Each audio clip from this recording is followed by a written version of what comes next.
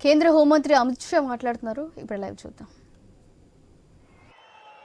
मित्रों, मुझे लगा कि इतनी धूप में किशन जी ने कार्यकर्ताओं को इकट्ठा किया है, क्या होगा, मगर आज यहां आपकी संख्या, आपका उत्साह और आपका हौसला देखकर ये निश्चित है मोदी जी तीसरी बार प्रधानमंत्री बनने जा रहे हैं। भाई और बहनों, मैं देश भर के हर राज्य से जाकर आया हूं। मैंने यही उत्साह, यही हौसला और यही मोदी की दीवानगी को देखा है।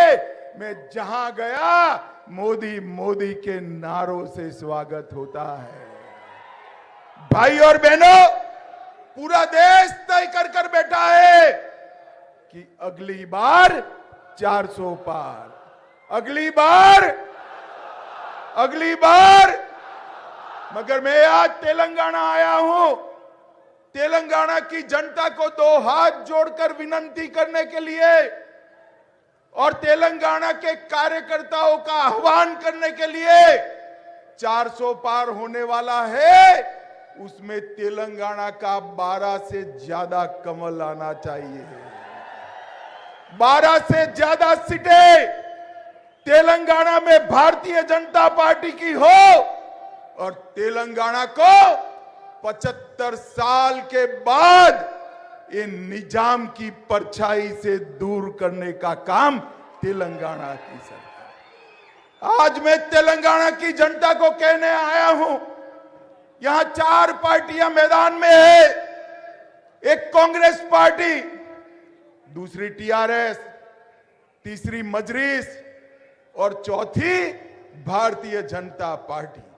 भाई और बहनों, मुझे बताओ, टीआरएस, कांग्रेस दोनों मजलिस से, निजाम के प्रभाव से तेलंगाना को मुक्त कर सकते हैं क्या? जोर से बोलो, कर सकते हैं? ये दोनों मजलिस के एजेंडा पर चलते हैं। हमें लगा कि तेलंगाना की जनता ने कांग्रेस को मैंडेट दिया, शायद अब मजलिस का प्रभाव खत्म होगा। जैसे ही विधानसभा चालू हुई, आउट ऑफ वे जाकर सारे नियमों की धज्जी उड़ाकर मजलिस के नेता को टेम्पररी स्पीकर बनाकर कांग्रेस ने इनका सजदा करने की शुरुआत कर दी। ये दोनों पार्टियां हैदराबाद स्थापना दिन मना सकती है क्या? जोर से बोलो, मना सकती है क्या? सरदार पटेल का सम्मान कर सकती है क्या? नहीं कर सकते, क्योंकि ये वोट बैंक की लालच से डरते हैं। हम भारतीय जनता पार्टी के कार्यकर्ता वोट बैंक से नहीं डरते हैं। हम तेलंगाना के कल्याण और तेलंगाना के सम्मान को समर्पित पार्टी है। भाई और बहनों, ये तीनों पार्टियां परिवारवादी पार्टियां। कांग्रेस पार्टी, आप देखिए, जवाहरलाल नेहरू, इंदिरा गांधी, राजीव गांधी, सोनिया गांधी, अब राहुल गांधी, आगे भगवान जाने कौन गांधी। ये केसीआर के बाद केटीआर, केटीआर और बड़े मियां तो बड़े मियां, छोटे मियां भी सुभान अल्लाह। ये मजलिस भी परिवारवादी पार्टी है। ये तीनों पार्टियों का लक्ष्य राजनीति में अपने बेटे बेटों का कल्याण करना है, बेटों बेटियों को कल्याण करना है। आप मुझे बताइए, जो अपने बेटे बेटियों के लिए काम करते हैं वो तेलंगाना के किसान का भला कर सकते हैं क्या? जोर से बोलिए, कर सकते हैं क्या? तेलंगाना के ओबीसी का भला कर सकते हैं क्या? तेलंगाना के युवाओं का भला कर सकते हैं क्या? तेलंगाना के युवा, किसान, महिला और ओबीसी दलित का भला केवल और केवल भारतीय जनता पार्टी कर सकती है, नरेंद्र मोदी कर सकते हैं। मित्रों, ये दोनों पार्टियां, कांग्रेस और टीआरएस दोनों पार्टियां भ्रष्टाचार में लिप्त पार्टियां हैं। मैं आपको बताता हूं, रेवंत रेड्डी मेरी बात का जवाब दे।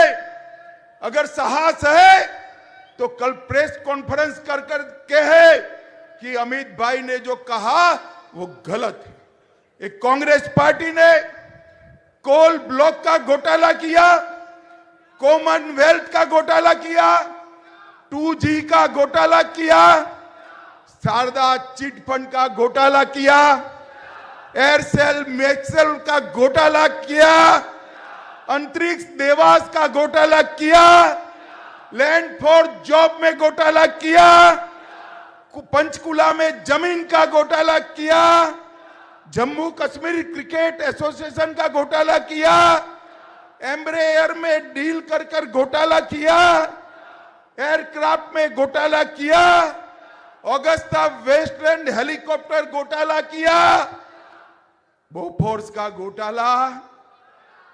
मित्रों, ये 12 लाख करोड़ के घपले, घोटाले और भ्रष्टाचार करने वाली कांग्रेस पार्टी और दूसरी ओर भ्रष्टाचार रचित समिति बीआरएस,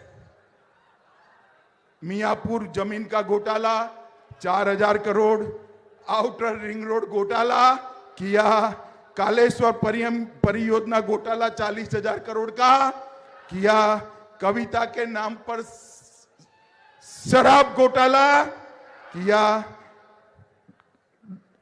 सीएजी ऑडिट का घोटाला। अब मुझे बताओ भाई, हजारों लाखों करोड़ के घपले घोटाले करने वाली एक कांग्रेस पार्टी और टीआरएस तेलंगाना और देश का भला कर सकते हैं क्या? जोर से वो लोग कर सकते हैं? 23 साल हो गए नरेंद्र मोदी जी को मुख्यमंत्री प्रधानमंत्री रहते हुए। मोदी जी पर हमारे विरोधी भी 25 पैसे का भ्रष्टाचार का आरोप नहीं लगा सके। भारतीय जनता पार्टी ने, इस देश के प्रधानमंत्री ने भ्रष्टाचार मुक्त शासन कैसा होता है इसका एक उदाहरण सेट करने का काम किया है। भाई और बहनों, एक केसीआर की पार्टी थी और कांग्रेस पार्टी, दोनों वादा खिलाफी की पार्टी है। इन्होंने कहा था कि हम नीलू, निगुलू, नियामकलू, रोजगार, धन और जल, ये तीनों के लिए काम करेंगे। तीनों में वादा खिलाफी किया। 1 लाख युवाओं को रोजगार देना था, नहीं दे पाए। यूनिवर्सिटी में प्रोफेसरों की भर्ती नहीं कर पाए। 40 लाख बच्चों को फ्री शिक्षा का वादा किया था, नहीं कर पाए। 7 लाख घर देने का वादा किया था, नहीं कर पाए। मेरे पास 42 वादा खिलाफी की सूची है, 42।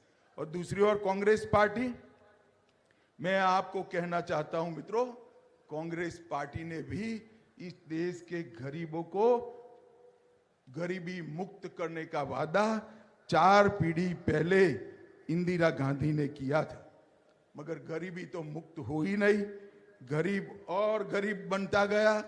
और मैं आज बताता हूं, मोदी जी ने ये 10 साल के अंदर 80 करोड़ से ज्यादा गरीबों को हर महीना 5 किलो अनाज मुफ्त में देने का काम नरेंद्र मोदी ने किया।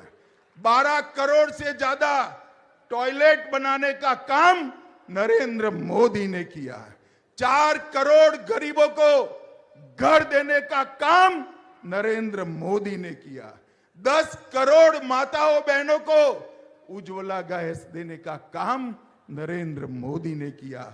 14 करोड़ गरीबों के घर में नल से जल पहुंचाने का काम नरेंद्र मोदी ने किया। और 11 करोड़ किसानों को हर साल 6,000 रुपया ऑनलाइन भेजने का काम नरेंद्र मोदी जी ने किया। नरेंद्र मोदी जी ने 60 करोड़ गरीबों के जीवन में उजाला भरने का काम किया है। और साथ में मोदी जी ने हर गारंटी को पूरा किया है। मुझे बताओ भाइयों बहनों, ये कश्मीर हमारा है या नहीं है? अरे जोर से बोलो, है या नहीं है? धारा 370 हटनी चाहिए थी या नहीं हटनी चाहिए थी? हमने वादा किया था, मोदी जी ने 5 अगस्त 2019 को धारा 370 को समाप्त कर रख दिया। और आज कश्मीर जिस लाल चौक में जाते हुए मिलिट्री के बगैर जा नहीं सकते थे, वहां तिरंगा फहर रहा है और वहां जन्माष्टमी भी मनाई जाती है। मुझे बताओ भाई और बहनों, अयोध्या में राम मंदिर बनना चाहिए था या नहीं बनना चाहिए था? 500 साल से राम लल्ला अपमानित अवस्था में थे। 70 साल से कांग्रेस पार्टी ने राम लल्ला को टेंट में रहने के लिए मजबूर किया, अटकाया, लटकाया, भटकाया, केस चलने नहीं दिया। मोदी जी के समय में केस भी समाप्त हुआ, भूमि पूजन भी हुआ और 22 जनवरी को राम लल्ला का प्राण प्रतिष्ठा भी हुआ। भाई और बहनों, मैं कांग्रेस पार्टी को पूछना चाहता हूं, अगर आप चाहते तो इतने समय में ये गारंटी पूरी हो सकती थी या नहीं हो सकती थी? उन्होंने नहीं किया। मित्रों बताओ मुझे, 3 तलाक दूर कर मुस्लिम माताओं बहनों को सम्मान देना चाहिए या नहीं देना चाहिए? 3 तलाक जाना चाहिए या नहीं जाना चाहिए? कांग्रेस पार्टी ने 3 तलाक को कभी नहीं हटाया। वो ओवैसी से डरते हैं, वो वोट बैंक से डरते हैं। नरेंद्र मोदी जी ने 3 तलाक को समाप्त करने का काम नरेंद्र मोदी जी ने किया। भाई और बहनों, और मोदी जी ने देश को सुरक्षित करने का काम किया है। ये 10 साल तक कांग्रेस की सरकार थी, सोनिया मनमोहन की सरकार थी। पाकिस्तान से रोज आलिया, मालिया, जमालिया आते थे, बम धमाके करते थे और चले जाते थे, कोई कुछ नहीं बोलता था। मोदी जी के समय में भी 2 प्रयास हुए, उरी और पुलवामा में, मगर पाकिस्तान को मालूम नहीं था ये नरेंद्र मोदी सरकार है, भारतीय जनता पार्टी। 10 ही दिन में सर्जिकल स्ट्राइक और एयर स्ट्राइक कर पाकिस्तान के घर में घुसकर आतंकवादियों का सफाया करने का काम नरेंद्र मोदी जी ने किया। भाई और बहनों, अभी हमने कहा था कि हम सीएए लाएंगे, जो हमारे बांग्लादेश और पाकिस्तान से हिंदू, सिख, बौद्ध, जैन भाई बहन आए हैं, उनको नागरिकता देंगे। ये लोग विरोध करते हैं, मगर कल ही मोदी सरकार ने सीएए का वादा भी पूरा कर दिया। करोड़ों हिंदू, जैन, बौद्ध, सिख जो आसपास के देशों से आए थे, अफगानिस्तान से, पाकिस्तान से, बांग्लादेश से, उनको नागरिकता देने का काम कल नरेंद्र मोदी जी ने समाप्त कर दिया। जो अपने महिलाओं के सम्मान के लिए, अपने धर्म की रक्षा के लिए, अपने गौरव की रक्षा के लिए भारत की शरण में आए थे, इनको एक कांग्रेस वाले मजलिस, टीआरएस विरोध करते थे, नागरिकता नहीं देने देते थे। नरेंद्र मोदी जी ने इनको नागरिकता देकर उनको सम्मान के साथ जीने का उनका स्वप्न पूरा किया है। और एक गलत फहमियां फैला रहे इस देश के अल्पसंख्यक भाइयों को कहना चाहता हूं, माताओं को कहना चाहता हूं, सीएए से किसी भी देश के नागरिक की नागरिकता जानी नहीं है। सीएए नागरिकता देने का कानून है, नागरिकता लेने का कानून नहीं है। ये ओवैसी भी झूठ बोल रहे हैं, खड़गे भी झूठ बोल रहे हैं, राहुल गांधी भी झूठ बोल रहे हैं कि इससे माइनॉरिटी की नागरिकता जाएगी। मैं आपको भरोसा दिलाता हूं कि सीएए के कानून के अंदर किसी की नागरिकता लेने का कोई प्रावधान नहीं है। हमारे शरणार्थियों को नागरिकता देने का प्रावधान है, मगर ये लोग वोट बैंक की राजनीति कर रहे हैं। भाइयों और बहनों, मैं इतना ही कहना चाहता हूं, आने वाले दिनों में चुनाव शुरू होगा, आपको घर घर जाना है और पूरे तेलंगाना की जनता को बताना है कि 10 साल में मोदी जी ने तेलंगाना के लिए 2,50,000 करोड़ रुपए का ग्रांट भेजा है। कितना भेजा है? और 10 साल जब यूपीए की सरकार थी, इन्होंने 1,16,000 करोड़ भेजा था।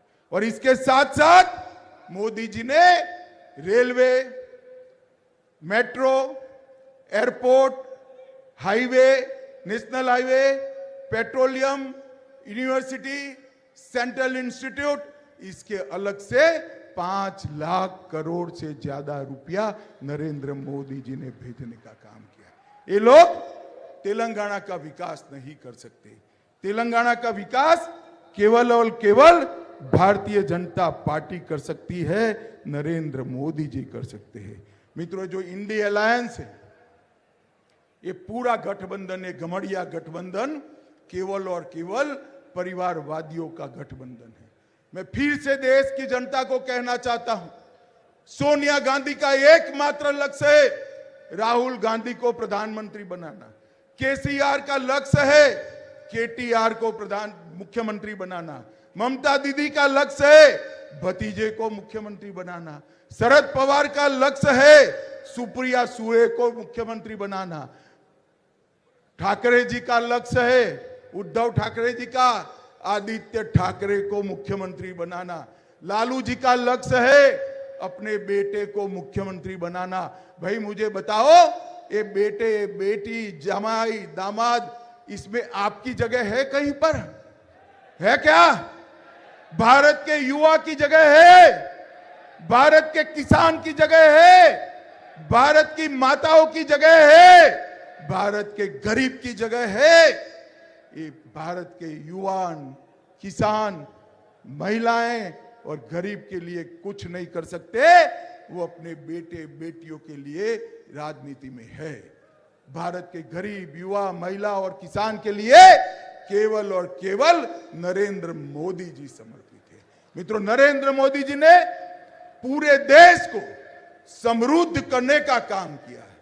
भारत ने चंद्रमा के दक्षिण ध्रुव पर समग्र संसार में कोई वहां नहीं पहुंच पाया था। सबसे पहले भारत ने दक्षिण ध्रुव पर चंद्रयान पहुंचाया और हमारा तिरंगा फहराने का काम किया। G20 की समिट में दिल्ली डिक्लेरेशन से अपना कूटनीतिक परचम समग्र विश्व के सामने लहराने का काम नरेंद्र मोदी जी ने किया है। आज पूरी दुनिया नरेंद्र मोदी जी का सम्मान करती है।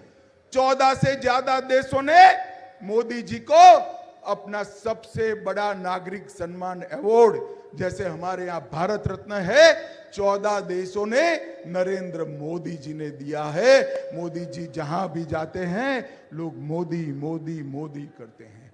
भाइयों और बहनों, ये मोदी जी का जो स्वागत है ना, ये नरेंद्र मोदी जी का नहीं है, ये भारतीय जनता पार्टी का नहीं है।